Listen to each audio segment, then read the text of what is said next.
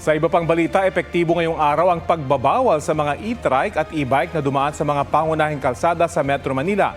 Papatawan ng multa ang mga lalabag. Balitang hatid ni Bea Pinlac.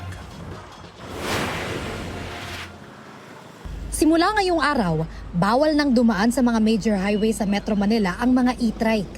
Kabilang dyan ang EDSA, C5 Road, Rojas Boulevard at SLEX mula Quirino Avenue hanggang Magallanes.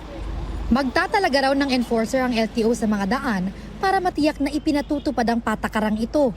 Pero sa Rojas Boulevard ngayong umaga, may ilang e-trike na nakakadaan pa rin at hindi nasisita. Ayon sa LTO, para ito sa kaligtasan ng lahat sa kalsada. Delikado at hindi raw kasi angkop na makipagsabayan ng mga e-trike sa bilis at dami ng mga sasakyan sa mga pangunahing kalsada. Sang-ayon naman dito ang ilang nakausap natin na nagmamaneho ng e-trike. Delikado. Kasi matutulin yung mga four-wheel. Hindi kagaya nito kasi tapos yung mga pasero delikado rin. Diba? Lalo iba walang lisensya eh. Maraming nagdadrive kasi walang lisensya nito eh. Lalo yung mga bata, di ba kumabiyayo rin eh. Kaya di mo nakapektado.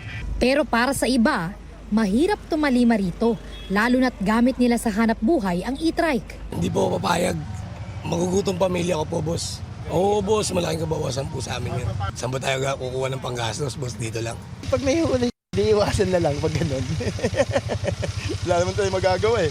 Patsyempuhan tayo, wala. Ang mga mahuhuling lalabag, pagmumultahin o kaya naman i-impound ang kanilang e-trike.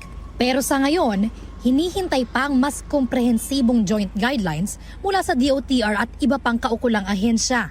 Handa naman daw makipag-ugnayan ng LTO sa mga LGU at transport sector para bumuo ng rutang ligtas at angkop para sa mga e-trike. Bea Pinlac, nagbabalita para sa GMA Integrated News.